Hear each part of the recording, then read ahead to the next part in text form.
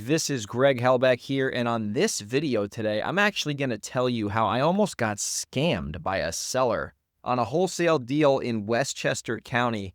And hopefully, after you listen to this or watch this, you can avoid getting scammed because nowadays it seems like it's more common than it used to be. So if you're not familiar with who I am, I have been a full-time real estate investor now for 10 years. I've done over 500 completed properties. And everything you're going to learn on this program is real world deals that I'm actually going to talk about that I've been a part of, or lessons that I've learned from the streets, or interviews with people who are doing big things in the real estate business. So if you get value from this, if you could do me a favor, if you're watching this, if you could subscribe, and if you're a super fan, if you can repost this on social media, it would mean a lot to me. That's how we keep growing the program. So let's get into the deal today. Long story short, my friend Mike from Long Island gave me a call and said, "Hey, do you do business down in Mount Vernon?" Which is right near New Rochelle. And I said, "Yeah, no, we've done business there. We can make it happen." He's like, "I got a piece of land. The seller wants to sell it. It's really cheap." And I said, "Okay, well, let's take a look at it and see what we got going on here." And then what I saw on Google, it was basically a 5,000 square foot building lot, a fully fenced in lot, infill, which just means it was in a neighborhood. It wasn't like in the middle of nowhere because in this area, it's pretty urban. So it's all pretty much buildings and empty lots and, commercial stuff and houses, etc. So I'm like, okay, this looks like a pretty straightforward, 5,000 square foot lot. I did the zoning research, did AI, had that research for me, called the building department. Looks like you could build a 1 or 2 unit property on here. So it seems pretty straightforward. And the guy wanted, I think it was $100,000 or something cheap, which in this area, I mean, that's a steal. And I'm like, okay, well, that seems interesting. And then I went on and looked at it. It looks like the guy bought it allegedly the guy bought it for I think it was less than that. I think it was like 150,000 like a year and a half before. So I'm like, okay, this seems a little weird, but I guess if he's motivated to sell, why not? So Mike was dealing with the owner and then he got the seller to agree to take $100K. We, got the contracts involved with the attorney. I think we put down like a $2,000 deposit to our attorney, not his attorney in this case. And we're like, okay, we got the deposit in, got the contract signed. And the first red flag that I got here was that the owner was really sporadic on communicating with Mike. Like he wasn't always getting back to him on time. He was kind of, delayed to respond. This is the seller just kind of being a little flaky on the communication side, which, happens sometimes, but usually it's not that much of an issue. So that was red flag number one. Red flag number two was the guy that allegedly the owner had a very common name where there's probably 4,000 people on the eastern seaboard with that same name, to say the least. So a name similar to Bill Smith, and that wasn't his name, obviously. I won't dox him on this video. And then he had a phone number from an area code that was outside of like the Hudson Valley or Westchester, or even Long Island. It was like a random number in like North Carolina. So whatever. I mean, people have properties out of state. I get it. I live in Washington and I have a New York phone number. Like it is what it is, So whatever, all good. And then we go in, get it under contract. I put it out to my wholesale list, and I have a good amount of people who want it because at that price, you can, buy the dirt and put a new build on there and make some money or rent it out. So I had like 3 or 4 people who were interested, and, people are like, "Hey, where's the survey?" And I'm like, "We don't really have a survey right now, but, we can get one if we really need to. But, this is a 5,000 square foot. I think it was a 50 by 100 foot lot. Infill." I'm like, you could pretty much just do the zoning research and make a decision. You don't really need a survey. It's literally fenced in. So we thought. I'll put you on a cliffhanger there.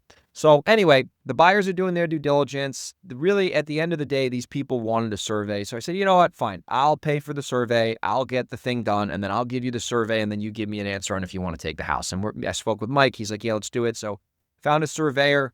I think he was going to charge, I don't know, $1,000 or whatever it was. No problem.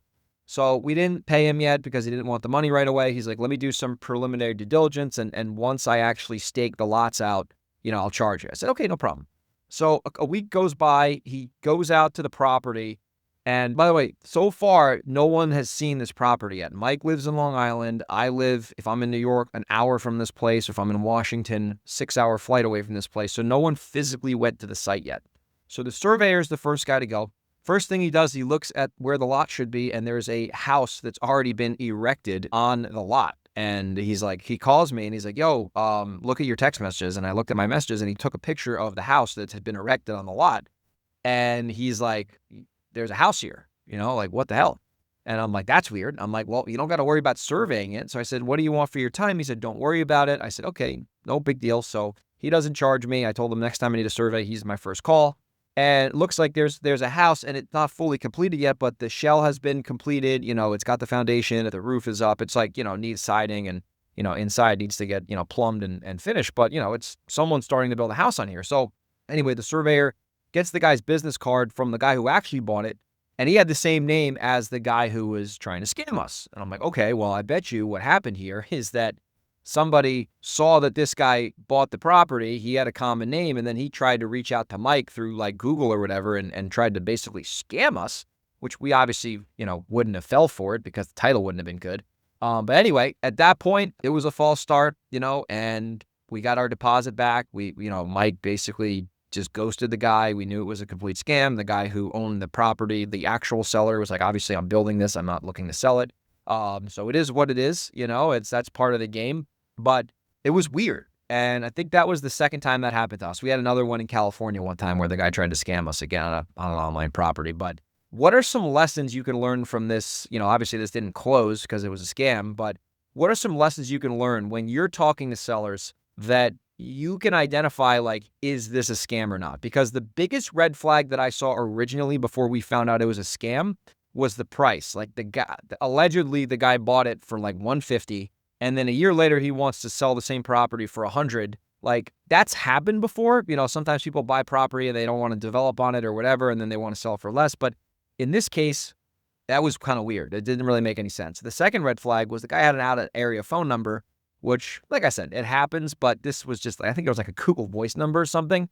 And, it ended up being a scam once we got there. So the real thing we should have done, this is the truth, we wouldn't have wasted this much time, and we probably wouldn't even sent the deposit, is before we went to go into contract, which was a fake contract at this point, we should have had somebody, whether it was me, Mike, or whoever, pay somebody $100 to go drive by the lot to make sure it looks like it does what that it did on Google. Because on Google, it was a fenced-in 50 by 100, 5,000 square foot lot.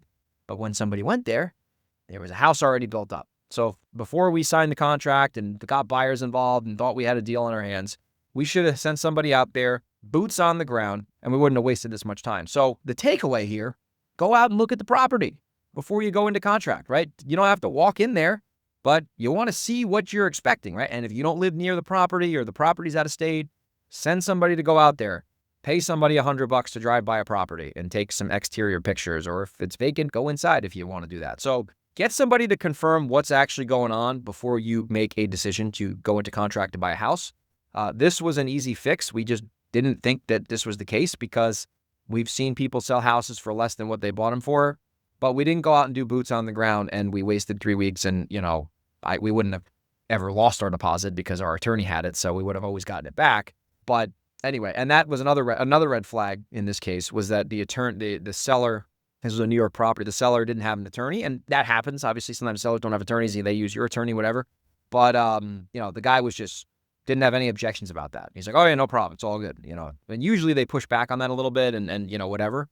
So that was another red flag. And all in all, we just didn't do our due diligence soon enough to where, we didn't lose our down payment. We got that back. No problem. But in this situation, let's say we bought this really quickly and the guy had the same name as the actual buyer. There could have been an issue here. That could have been an issue because if he had the same name, he could have had the same ID. And you never know, a title company might have taken that and we could have been out, $100K and we would have had to make a title claim or something like that. So you got to be careful with this stuff. You got to make sure that when you go farther down the line on these properties, you're driving by them, even if it's just a vacant lot, confirm that it's a vacant lot and make sure there's no house that's on there.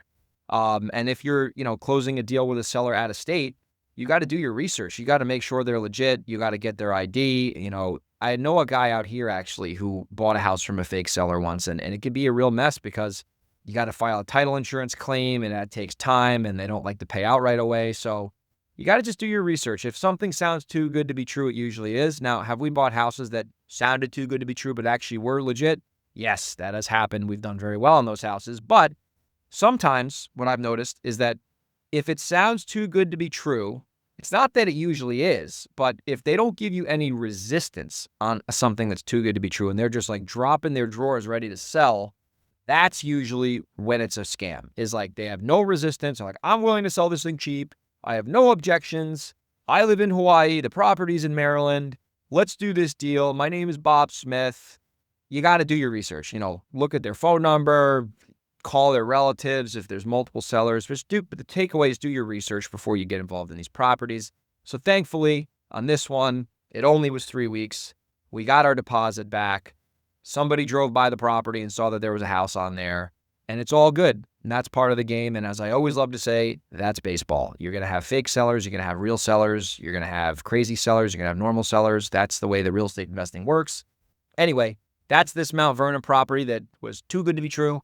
If you got value from this, if you've gotten scammed before, let me know. I'd love to hear your story. If you got a crazy situation you've dealt with a seller, leave it in the comments here. If you're watching this, if you're listening to this, send me an email, greg@velocityhousebuyers.com. I'd love to hear your story. And as always, if you are not a fake seller, you're a real seller, or you're a real wholesaler, and you have a house that you want to wholesale to me, I would love to buy it. If the house is in the Washington area or the Hudson Valley or the state of Delaware, send me an email, greg@velocityhousebuyers.com, or send me a DM on Instagram at grego37.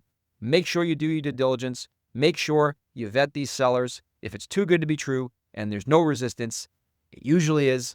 Keep swinging the bat. Keep playing the game. Keep making offers. Most of the time, you're not going to run into scams, and you'll run into deals that you can actually make money on. Take care.